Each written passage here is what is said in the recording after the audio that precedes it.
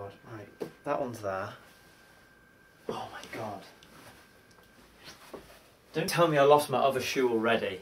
Yo, what is up guys? I'm back once again to do one of my favourite things, which is just utilise a vast plethora of unfathomable, majestic and complex vocabulary and apply it to shoes. And today we are back with that efficient German quality courtesy of Adidas, and we're going to be having a look at the Adidas X 15.4 indoor version, of course. So for anyone who's been following me on Instagram, you will have noticed that I have been using these for quite a while now, and it's mostly all good things that I have to say about them, to be honest. Kind of one of the reasons why I got them and everything was to try and really kind of push my lowers even more. I was hoping to try and get a similar kind of feel to the Elasticos, courtesy of Nike. So what I wanted to address today is, are these kind of the next Elasticos, or are these the next best thing to Elasticos? Something along those lines anyway. So starting off with the shoe's appearance, I think I'm actually going to have to go out on a whim here and say that these are the best looking freestyle shoes I have ever used, period. Period. And yeah, I mainly kind of mean this when I am talking about the white and silver metal colourway as shown. In terms of aesthetic design, there's so many little tiny features that really do just give these shoes the icing on the cake. The texture on the front and the upper, I think it's really good. It kind of almost reminds me of like the Finale 11, Finale 12 kind of match ball textures. It's really nice. I also really like the shoe tongue on these shoes for some reason. I know that's a strange thing to say, but I think they look pretty good with the X logo, and the whole entire shoe tongue also carries on with that texture from the upper, which I think is quite a nice feature. At the back of the shoe as well, you've got the Adidas logo on the back, and the heel counter is a lot more appropriate for these ones than was present on the Adidas X 15.1s, which I'll probably mention later on in this video.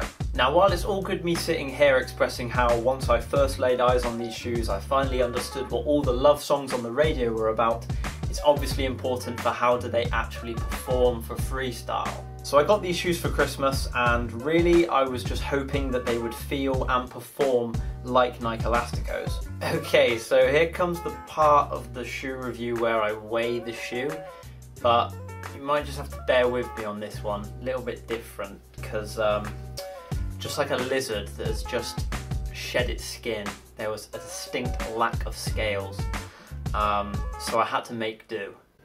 What the hell is this Victorian contraption? Right, here we go.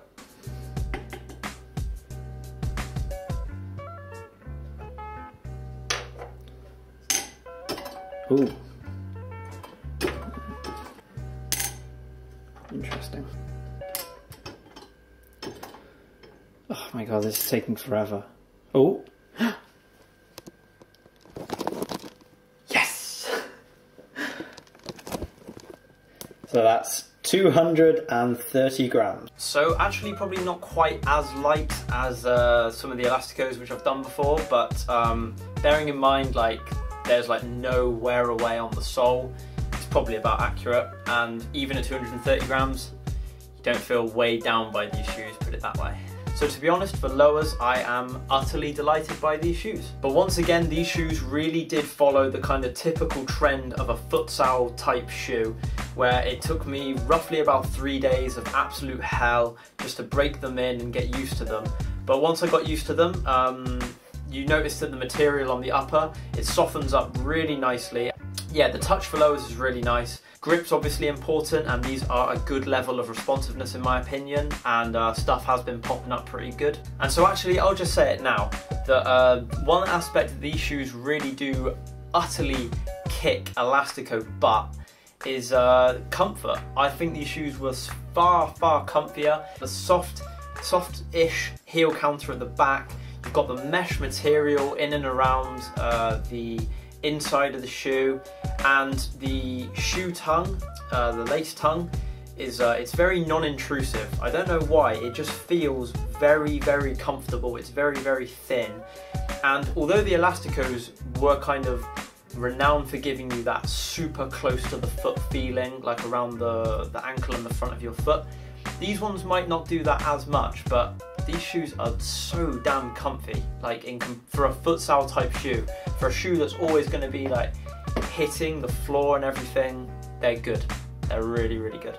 Also, just to illustrate the comfort of these shoes even more, I think they were a big improvement on what I like to call the citrus monstrosities that are the Adidas X 15.1. These shoes, while I didn't hate them or anything, I just think these are way comfier. The heel counter at the back of this one is super thick. It's unnecessarily like big. I found it to be really quite uncomfortable, intrusive, and generally on the interior of the shoe as well, I would say that the Adidas X 15.4 trump these ones by a landslide for comfort.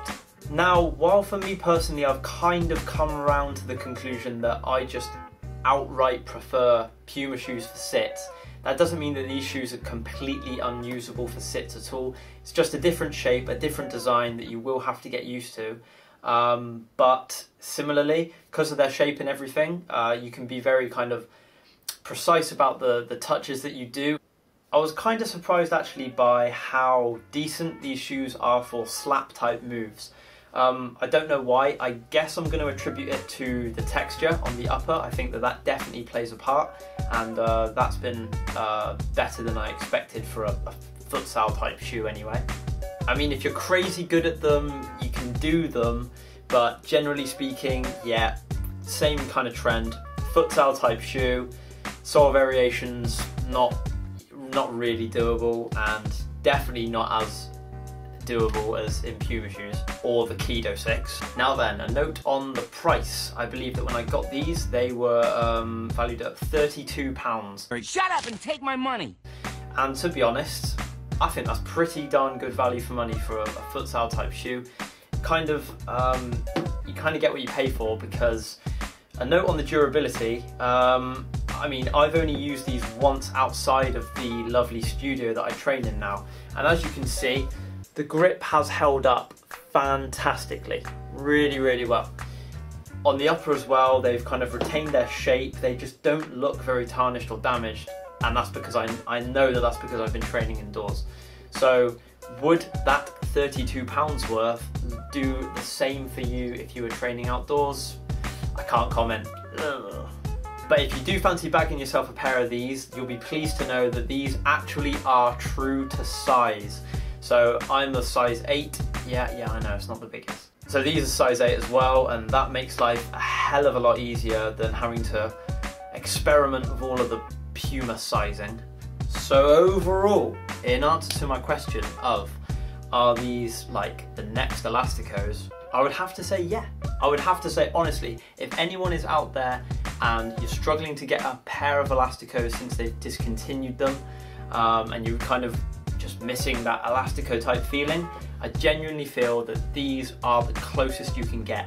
The material softens up quickly, the way they feel on your foot and the way they perform for lowers definitely has me reminiscing of Elasticos. I honestly think that these are basically the closest you can get to Elasticos. So just to round things off, I do have to overwhelmingly give the Adidas X 15.4 the shoes up. So yeah, that's all for this video. I hope you guys enjoyed it. Let me know in the comment section what you think about the Adidas X 15.4. If I've missed anything, then feel free to ping me a message. All my social media are in the description, and I'll catch you guys next time. Happy days!